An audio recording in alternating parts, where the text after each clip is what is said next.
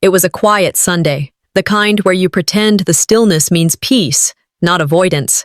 I was at my desk, reading a paper I had already read twice. It wasn't about the article. It was just something to do. Something to fill the silence in my apartment that had started to echo a little louder every week. Then my phone rang. I didn't need to look. Only one person in my life still called me. My mother. Her voice was sweet, too sweet. "Hi, honey," she said, dragging out the H like it would soften what came next. "I was just thinking of you. How are your lectures going?" I kept my tone even. "Fine. Good. Good. Look, I wanted to chat about Garrett's wedding." I closed the paper. "There's just a lot going on," she continued. "And with how things can get tense, I think it might be best for everyone if you sat this one out, just this once." I didn't say anything, not yet. She went on, soft and clinical, like she was prescribing absence as a form of care. "It's for your emotional space too, sweetheart. These gatherings, they can be overwhelming. I just don't want you to feel uncomfortable." I heard every word, every space between the words. And still, I said nothing. When she realized I wasn't going to argue, she sighed like I'd done the right thing. "I knew you'd understand. You've always been thoughtful." We hung up without a goodbye. I sat there for a long time, not angry, not crying, just hollow. A week later, a cream-colored envelope slid through my mail slot. Heavy cardstock, gold embossing, my full name nowhere to be found. Inside was a tri-fold wedding invitation that looked expensive and thoughtful and perfect. It read like a storybook, if that story had never included me. The envelope said, "Dear guest." The itinerary listed the family order: mother of the groom, father, deceased. Groom, Garrett Dwyer, no mention of siblings. Not even a section labeled Other Family. I turned the card around, backlit it under my kitchen light, searching for some hidden message, some misprint. There was none. I laughed, quietly, bitterly. Even paper cuts deeper when they're embossed. I thought back to the other times they had forgotten. Birthdays that slipped by, my doctorate ceremony. The time I published my first journal piece and Reba said, "That's nice, dear," before pivoting to how Garrett got a raise. It had always been that way. Reba was consistent, if nothing else. "You were busy," she'd say. "We didn't want to bother you." When I brought home awards, Garrett brought home a certificate for Employee of the Month, and everyone stood and clapped. I remember wondering if I was doing something wrong by achieving the things they never asked for. Was I too far away? Too unrelatable? Or was I simply not part of the narrative they preferred? Later that night, I sat at my desk, opened my email, and hovered over the Compose button. I started to type, "Dear Mom." Then I erased it. I typed again. "Why?" Deleted that too. I stared at the screen until it dimmed, then closed the laptop. I couldn't find words. Not the kind she'd hear anyway. I remembered something I hadn't thought about in years. Thanksgiving, maybe 98. I was 8 or 9. Everyone had handmade name tags, glitter, puffy stickers, construction paper. Mine said, "Guest." I asked about it. Reba told me, because we couldn't find the right markers, and Grandpa doesn't like big words. She made me sit at the far end of the table so I wouldn't correct him. I didn't eat much that night. Didn't say much either. Now, standing in my kitchen, invitation still in hand, I reached for a magnet and pinned it to the fridge, blank side facing out. A gesture no one would see but me. I whispered to the quiet room. Maybe this time, I won't show up at all. The text came in on a Thursday, group message, just 5 words from my mother. "Wedding logistics meeting this Sunday. No, hope you can make it. No, we'd love to see you." Just instructions like always. I almost didn't go. I told myself it wasn't worth it. Garrett wouldn't even notice. But then I thought, maybe he would. Maybe if I showed up, it'd be a small reminder I was still trying. So I did. I put on something decent, neutral, understated. The kind of outfit that said, "I'm not here to make a scene."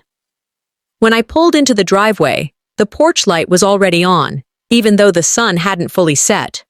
I stepped inside and heard laughter from the dining room. I followed it. The room was arranged with Reba's usual precision. The dining table stretched longer than I remembered. Printed name cards, folders, color-coded labels. Every seat taken, except one. Reba saw me and smiled like I was her neighbor dropping by, not her son. "Oh, Merritt," she said, voice rising an octave.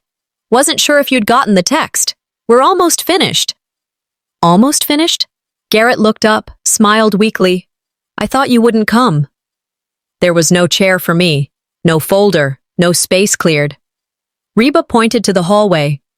"There's an extra chair in the garage. Grab it if you'd like." I nodded once, stepped out without a word. The folding chair I found was dusty, lopsided. I brought it in, set it beside the table, not at the table, beside it, and sat. Nobody blinked. They kept talking around me like I wasn't there. A neighbor's wife sitting across from me had a folder labeled Vendor Coordination. She'd met Garrett 3 times. Garrett's fiancé, Savine, wasn't even there. Reba laughed at something the florist said. Then she turned to me. "No offense, sweetie, but this meeting's mostly for the ones directly involved. But we're glad you're here, of course." "Of course." I sat back in the folding chair, listening. Every moment after that sounded muffled.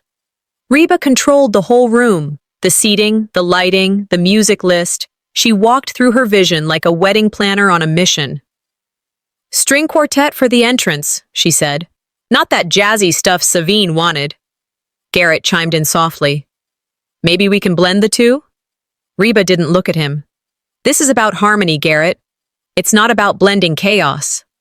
Murmurs of approval circled the room. I cleared my throat. "Has anyone asked Savine what she wants for her own wedding?" Reba turned, slow and steady, like I'd interrupted something sacred. "She'll learn our way, like everyone does." Garrett didn't look at me. He didn't look at her. He just stared at the centerpiece in front of him. I didn't say another word. Later that evening, I sat in my car outside the house for a few minutes before starting the engine. I thought about driving home, but instead I parked behind the diner a few blocks away and walked. I ordered a coffee I didn't need, scrolled my phone out of habit. There was a voice message from Garrett. "I know it's weird," he said. "Just let Mom have this. It's her moment too." Her moment. Not his. Not theirs. Hers. I stopped the recording halfway through, locked my phone, stared at my own reflection in the diner window, barely visible behind the glare. Same look I wore at 17 when Reba asked me not to give a graduation speech, said it might come across as showing off. Same expression I wore at 28 when Garrett got engaged the first time, and Reba told me to let his moment shine. I hadn't changed. They had just made it easier to ignore me. Later that night, after walking home and setting down my keys, I opened my laptop. I didn't even take my coat off. I opened a blank document. At the top, I typed, "Things left unsaid." Then I sat there. 10 minutes passed. 20. I typed, "If I'm not in the room, don't pretend I was invited." Then I deleted it. Typed, "Stop calling it family if you curate who counts." Deleted that too. I stared at the screen until it blurred. At 3 in the morning, I spoke aloud, just once. If they've already written me out, why do I keep showing up for the part? Then I closed the laptop, left the room dark. I was standing at my kitchen counter when the photo lit up the group chat. My niece, all smiles, holding a pink sparkly dress above her head like it was a trophy. The caption under it said, "Thanks, Grandma, for the beautiful birthday gift." I blinked. I'd sent her something too. A week earlier, a box set of children's science books, hands-on activities, beautifully illustrated, the kind of thing I would have died to have at her age. I'd even written a note inside the cover. "Keep asking questions. Love, Uncle Merritt." I waited a beat, then sent Garrett a text. "Hey, did the books arrive okay?" His reply came back a few minutes later. "Yeah, but Mom thought the dress was more photogenic for the chat." I reread that sentence. Twice. It wasn't mean, exactly, but it said everything. More photogenic. For the chat. It wasn't just about showing gratitude. It was about staging it for an audience. And I didn't make the cut. I locked my phone and leaned back against the counter, laughing under my breath, not from humor, but from the absurdity of watching my role shrink in real time. Later that day, I found myself watching a video from Savine's bridal shower, recorded and posted by Mallory. I hadn't been invited, of course not, but it found its way onto my feed anyway. The room looked polished, candles, personalized desserts, matching dresses for the bridesmaids. Garrett stood to give a toast. "I owe who I am to my mother," he said. "She raised me through everything with grace." I watched the video 3 times. No mention of me, not a word. Not when I stayed up all night rewriting his resume. Not when I quietly helped him pay down his college loans when Mom couldn't. Not when I edited his engagement speech. I scrolled to the comments. A cousin had written, "Garrett's always been so self-made." I didn't reply. I just took a screenshot and saved it in a folder on my desktop labeled Family. That night, I opened an old drawer in my office, the one marked in Sharpie, Maya C. Docs. Inside was another folder I hadn't touched in a while, labeled, ironically, Family. I pulled it out and flipped through it. Wire transfers to Garrett, 5 years worth. Handwritten notes from mock interviews we'd done over Zoom. Printouts of my own academic awards. I'd mailed one home years ago after Reba said she wanted to frame it. I never saw it again. I sat there in the dim light and thought about something she used to say. "No one likes a show-off, Merritt. Help quietly." And I did. But now, that silence looked a lot like erasure. The next morning, I was teaching a class on identity and social power. A senior raised her hand and asked, "Professor, would you say that power lies with those who get to define the narrative?" It stopped me. I stood there for a second too long before nodding. "Yes," I said. "And sometimes, the story isn't what happened, it's what got retold." They thought I was being philosophical, but I was thinking about every picture on our family fridge that had never included me, every caption I wasn't tagged in, every story I didn't fit neatly into. After class, I walked alone across campus, past the fountain, the ivy-covered admin building, the flag half raised. I thought about my own childhood photos, how few of them ever made it into frames, not because I didn't exist, but because someone decided I didn't match the version of the story they wanted to tell. That evening, I sat back down at my desk, opened a blank email addressed to Reba, typed, "I don't need your approval, but I won't let you keep deleting me." Then deleted it. I opened the family group chat, started typing. Did the books ever get to her? Paused, let it sit there, then closed it. I walked to my bookshelf, pulled the same box set I'd bought for my niece, the one she hadn't seen. I opened the first book, grabbed a pen, and wrote, "From the uncle who wanted you to dream bigger." I placed the book back in the box, closed the lid, set it by the door. I didn't know when I'd see her next, or if I ever would, but I knew this much. They could keep deleting my name from photos, from speeches, from the comment section of their curated little lives, but I'd started writing my own story again. The night of the rehearsal dinner planning felt more like a pageant than a family gathering. I showed up wearing what I thought was appropriate. Press shirt, clean jacket, nothing loud. But the second I walked into that country club dining hall, I knew I was dressed wrong. Everyone else looked like they were auditioning for a magazine shoot, curated down to matching tones and designer labels. Reba floated toward me with a champagne flute in one hand and a calculated grin. "Well," she said, not even offering a hug. "Didn't expect to see you here. Grab a seat, wherever's left." I scanned the room. The table was long, elegant, perfectly symmetrical. Name cards lined the plates like assigned roles in a play. I walked along one side, then the other. Mine wasn't there. No surprise. I didn't say anything, just stood still, watching the room keep spinning like I hadn't entered at all. She didn't explain. No one paused to ask if I needed a place. A waitress finally offered to get me a folding chair from the back. I nodded, still without a word. Reba took center stage like she always did. Holding up the seating chart, she beamed. "This is what elegance looks like," she said. "Flow, symmetry, harmony." I stepped closer, out of some self-destructive curiosity. My name still wasn't on it. But Reba's bridge partner, Barbara, who had met Garrett twice, had a front row seat. I looked at Reba. She didn't flinch. "Don't make a thing out of this," she said with a laugh. "It's just about flow and harmony." From behind me, someone whispered, not maliciously, just thoughtlessly, "He's always been a bit intense." I didn't turn around, not even to see who said it. I just nodded once, walked over, and took my place in the folding chair off to the side. Out of frame, out of balance. Apparently, just the way they wanted it. Later that evening, I found myself alone in the kitchen, stirring a glass of ice water that had long since gone room temperature. Reba came in behind me, gentle as ever. "Look," she said, "you know I love you, but these things matter." I stayed silent. "You've never really connected with this kind of setting, Merritt, and it's not personal. It's about social fit." I let out a breath through my nose. That phrase, social fit, sliced clean, like a dismissal wrapped in professionalism. I remembered my late 20s, Thanksgiving, being asked to sit at the kids' table because I talked over the uncles. Same song, different decade. Her tone was soft, her smile controlled, but everything about it cut deep, deeper than yelling ever could.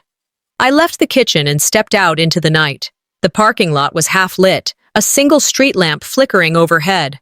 I stood by my car and gripped the keys until they bit into my palm. "They act like I make them uncomfortable," I muttered, "just by existing differently." I called Tilda. She picked up on the second ring. "Don't let them suck you into this," she said after I vented. "You don't have to keep playing the peacekeeper, Merritt. At some point, silence becomes surrender." I hung up without replying. She wasn't wrong. Back inside, I hovered by the doorway as the photographer called for group shots. "Let's get one with all of us," Reba called out, waving her arms like a conductor. But no one gestured for me. I wasn't invited into the frame, so I stayed put, and they let me. Eventually, I found the folding chair again. This time, I pulled it further back, just out of the lighting's reach.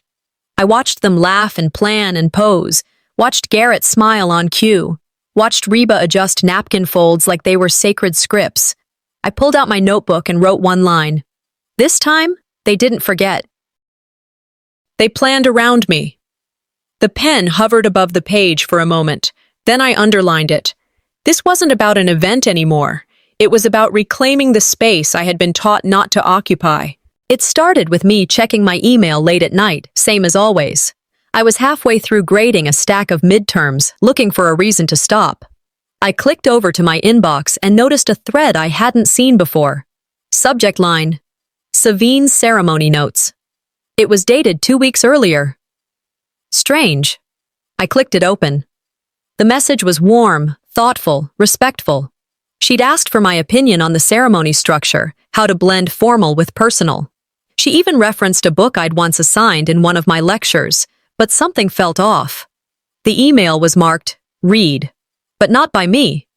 It took a few seconds to remember. Years ago, during a family holiday, I'd let Reba set up a shared device login to help her check wedding photos from Garrett's first engagement. Somehow, the access had stayed. And now, this message had been seen, just not by me. I leaned back in my chair, stunned by the realization. This wasn't a fluke. It was something else. A small, deliberate intercept. Oh, and it worked. She'd asked for my input, and I never replied, because I never saw it. Until now. I tapped out a message to Savine, keeping it casual. Hey, just saw your note. So sorry I missed this earlier. Would love to help if you still need it. Then I hit send. No reply. The clock ticked. I opened the fridge. Closed it. Sat back down. I picked up my phone again and texted Garrett. Did Mom ever say anything about an email from Savine to me? I stared at the screen for a good hour before he responded. Not that I know of. Why? I didn't answer. Because I already knew why. My mother had read that email, and she'd made sure I didn't. And for the first time, it hit me. Not like a wave, but like a quiet drop of ink spreading on paper. Maybe this wasn't just emotional damage. Maybe it was intentional. The next morning, Tilda sent me a photo from the wedding setup. A preview, she called it. decorative wall panels, strings of fairy lights, carefully arranged frames. Family photos, all curated by Reba. I zoomed in. No childhood pictures with me, no graduation day, no holidays where I sat beside Garrett at the table. One frame had me once. It was replaced now with a decorative sign that read, "Family is where love never fades." I whispered out loud to nobody. Not fades, just photoshopped out. That evening, I sat with an old box of birthday cards and holiday letters. I opened each one slowly. Every message from Reba was the same. Hope the semester's going well. Stay warm. Love you. Not a single memory referenced. No specifics. No warmth. Generic, like a receipt that had to be printed but didn't mean anything. Was I imagining the closeness I thought we'd had? Had I made it up to fill space? I pulled out my journal and wrote, "When someone controls the narrative, they control your reality. I keep showing up in a story I was written out of." The next part was harder. I poured a drink, nothing heavy, just enough to ease the edge, and stood in front of the fridge. The RSVP card still hung there, pinned with a magnet shaped like an apple. I took it down, turned it over, placed it face down on the counter. I opened a drawer, pulled out a small duffel bag, and tossed in a few clothes. Didn't know where I'd go, didn't care. I opened my laptop, drafted an email to the department chair. Subject, personal leave request. Didn't send it. Not yet. I turned the light off, sat on the edge of my bed.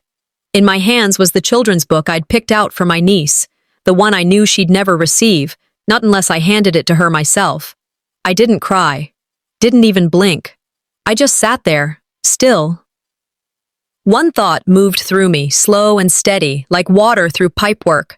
If I go, I'm invisible. If I stay, I'm erased. So what's left? I told myself it didn't matter. That showing up to the walkthrough was just a formality, not a test. But it was. I arrived early, 3 days before the wedding, hoping to fade into the background and maybe feel less out of place. The coordinator greeted me with a professional smile and a clipboard. "Are you with catering?" she asked. Before I could respond, Reba's voice rang from across the room. "Oh, he's family, Garrett's brother, but he's not in the actual ceremony." The room chuckled, like it was a harmless quip, but it landed different, like someone patting you on the back while they push you out the door. I stayed quiet. There wasn't much to say. I watched them continue decorating, Reba directing people where to stand, where not to. Her control was surgical. No detail escaped her notice. Except, apparently, me. Each place setting had a name tag. Mother of the groom. Best man. Maid of honor, mine. Extended family, row 5. I stared at it longer than I should have. From behind me, I heard someone say, "If he's not listed in the booklet, we can still give him a placeholder." Reba replied without missing a beat. "Let's not complicate things. Simplicity is elegance." That word, placeholder, lodged in my ribs like a splinter. I didn't argue. I just nodded like I agreed, like I belonged to the kind of people who knew how to stay quiet in the name of keeping the peace. But it burned. As the rehearsal continued, I drifted to the edges of the room, toward the framed displays set up near the entrance, wedding photos, Garrett with his childhood friends, Garrett with his high school football coach, Garrett on his graduation day, not a single photo with me, no big brother moments, no family trip snapshots with both of us in frame, not even the birthday party I threw him at 21 when Mom refused to acknowledge he was drinking age. Their nostalgia didn't have space for me. I walked over to Garrett quietly. "Hey," I said, "about these photos." "Don't make this a scene, man," he cut in, voice low. "Not today."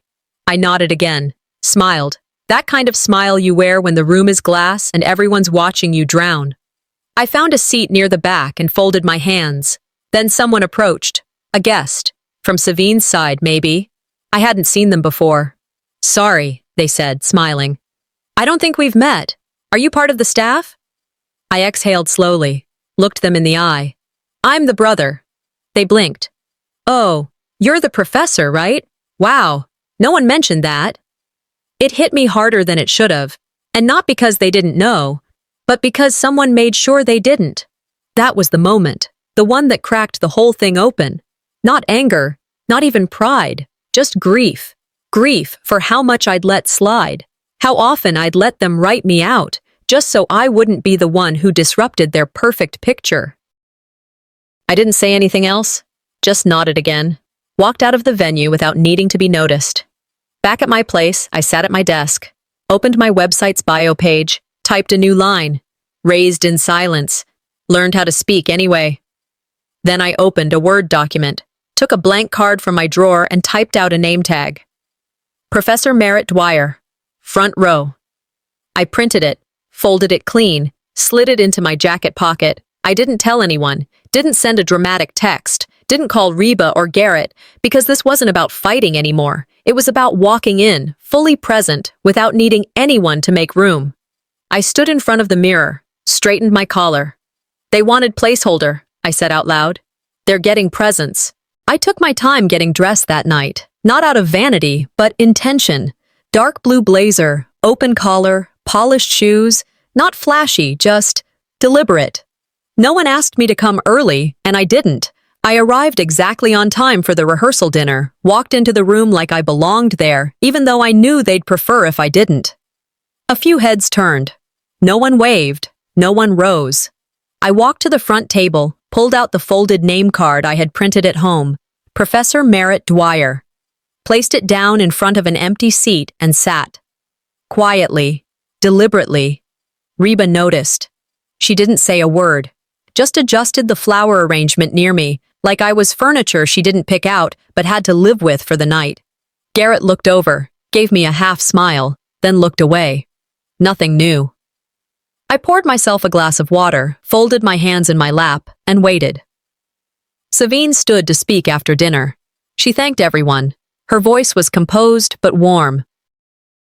She mentioned names, shared stories. Soft laughter filled the room. Then she paused. Her eyes landed on me.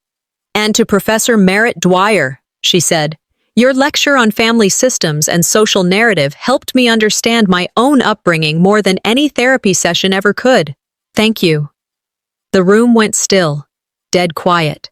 Then a few murmurs started. Forks clinked against plates. Heads turned. All eyes were suddenly on me. Reba's smile stretched thin, tight and polished, but cold. I looked down, not out of shame, but to cool the heat rushing up my neck. I didn't expect that. I didn't need it. But God, it mattered. Garrett leaned toward me during the scattered applause. She read your work? He asked. I kept my voice low. That's because you weren't supposed to know. He blinked, unsure what I meant. Reba approached after the toast, her voice smooth as buttercream frosting left too long in the sun. Well, that was unexpected, she said. Let's try not to make this about you, all right? I smiled back. Even calm. It never has been, I said. But thank you for confirming. Mallory walked by a moment later, clapped me on the shoulder. Didn't know you were that Merritt. Respect. Reba watched it all from a few steps away. Her spotlight, the one she'd spent years building, was dimming, and she knew it. Later, I stepped outside to the garden fountain. It was quieter there. A breeze moved the lantern lights hanging from the trees. I heard soft steps behind me. Savine. I emailed you about that talk months ago, she said. Thought maybe you didn't want to respond. I looked at her. I never saw it. She frowned. Makes sense. She's been curating everything. We stood in silence for a moment, the kind that doesn't need to be filled. You know, she said, sometimes the people who see you most clearly are the ones who didn't grow up with you. I nodded. Yeah. That's starting to make sense.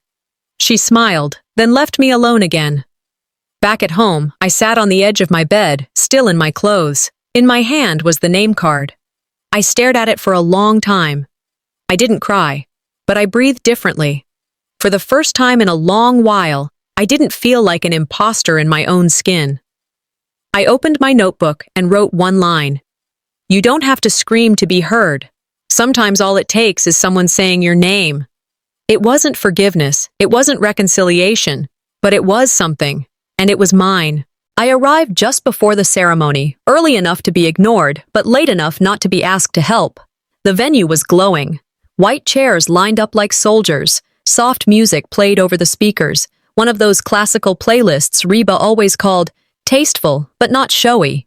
People moved in small clusters, sipping champagne and fixing ties. I walked in alone, carrying my own name card folded inside my coat pocket. The one they'd left for me said, "Reserved guest," perched neatly beside the programs. I set it aside and replaced it with mine. Professor Merritt Dwyer. No announcement, no drama. But people noticed. I caught a few double takes. Whispers. Nothing loud, nothing cruel. Just the sort of curiosity you only get when someone walks in carrying their own name, like it doesn't need approval. Reba stood at the far side of the room. She saw it. My card. And didn't move. Just tilted her head and adjusted the centerpiece in front of her like it needed more symmetry. I took my seat near the front. First row. Not because they put me there, because I did. The ceremony started 15 minutes later. The officiant spoke about unity, family, choosing love over ego. Then, mid-sentence, he quoted a passage I knew by heart, word for word. It was mine. From a book I wrote 5 years ago. One I'd signed and mailed to Reba. She never mentioned receiving it. He didn't credit me, just kept going. Then Savine turned to the crowd and with no anger said clearly, "This was his. He wrote this." She nodded toward me. The silence afterwards stretched long enough to matter. A soft murmur, a shift in posture. Someone clapped once, then another. Just a few, but enough. Reba's face didn't move at first. Then her smile broke just a little. Garrett looked stunned, confused, like he was seeing a name tag he didn't know existed. No one shouted, no one made a scene. But something cracked in that room. Reba stumbled forward as the officiant turned to the next part of the script. Her hand reached for the floral arch, fingers brushing the edge like she needed to hold on to something. Then she wavered. Aunt Maureen caught her elbow. "She okay?" Someone whispered behind me. Reba said softly, "Just the heat, I'm fine." But it wasn't heat, it was timing, and everyone knew it. She was escorted out, not in chaos, but in careful, awkward silence. The reception started an hour later. Tables were filled with shrimp cocktails and well-dressed people pretending to know each other better than they did. I walked to the head table, didn't ask permission, raised my glass and said, "This family has been many things. But today, I reclaim what was always mine, my name, my seat, and my story." Then I placed my name card in the center. No one clapped, not at first, then Mallory did, and Tilda, and eventually even Garrett raised his glass. The nods I got weren't loud, but they were real. Later that evening, after the music faded and the waitstaff started clearing tables, I walked quietly down a back hallway toward the room they'd taken Reba to rest. She sat in a small chair near the window, face pale but composed. I stepped in, closed the door behind me. She looked up, tired, but still trying to hold something. "You embarrassed me," she said, her voice rasped and low. "No," I replied, calm. "You embarrassed yourself. I just stopped helping you hide it." She didn't argue. I reached into my pocket, pulled out the name card, and placed it gently on the chair beside her. Then I left. Not triumphant, but free. The light coming through my window that morning wasn't harsh or forgiving, it just existed. I sat on the edge of the bed, hands folded, not in prayer, just habit. There was no message from Reba. I didn't expect one, but Garrett had texted. "Thanks for yesterday, really." That word, really, felt heavier than it should have. Maybe because it was the first time in a long while that it didn't feel like he was apologizing for me, but maybe for himself. The brunch was quiet when I arrived. I didn't hesitate, didn't scan for a corner seat. Tilda waved me over. She'd saved a spot at the center of the table. Mallory raised her coffee as I sat. "Glad you stayed." I gave a nod. No speech, no performance, just presence. Halfway through, Garrett began opening cards and gifts right there at the table. Tradition, I guess. Polite smiles, whispers of, "Oh, wow," and "How thoughtful." Then he opened an envelope, plain, no handwriting on the front. Inside was a certificate, a note. "To your daughter's future, from the uncle who sees her." The table fell into a pause. One of the cousins leaned closer. "Who?" Garrett's eyes moved to mine. "You did this?" I nodded. Not everything has to be on the seating chart to be part of the family. No applause, just understanding. You could feel the shift, like a room tilting just enough to notice. After the quiet, Tilda leaned in. Maybe it was selfish not to come earlier. Could have made things easier. Before I could respond, someone else, younger, maybe one of Reba's nieces, muttered just loud enough. Or maybe some people only show up when others finally stop lying. Forks hit plates. Someone cleared their throat. It wasn't explosive. It was real. I didn't speak. But I didn't look away from Tilda either. And in that space, silent, brittle, alive, something shifted. Later that day, back home, I opened a drawer I hadn't touched in months. Inside was a folder labeled "Never Sent." The top letter was addressed to Reba, dated 5 years ago. After one of those birthdays, no one remembered. I read it, then folded it again, didn't tear it, didn't burn it. I pulled out a blank sheet and wrote something new. "You don't need to confess to be exposed, and I don't need your apology to heal." I slid it on top and closed the folder.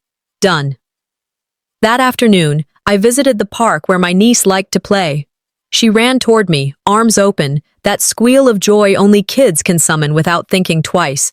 She handed me a drawing, stick figures with wild smiles. "This one's you," she said, pointing. "You're reading." Savine walked over. "She talks about you like you've always been there." I smiled. Maybe I finally am. We sat for a while. No heavy words, just presence. On the way home, I passed a bookstore downtown. My book, small print, bottom shelf, sat in the window next to new releases and celebrity memoirs. I stood there for a moment, just a moment. Then I smiled and whispered to myself. They tried to unwrite me, but I rewrote myself.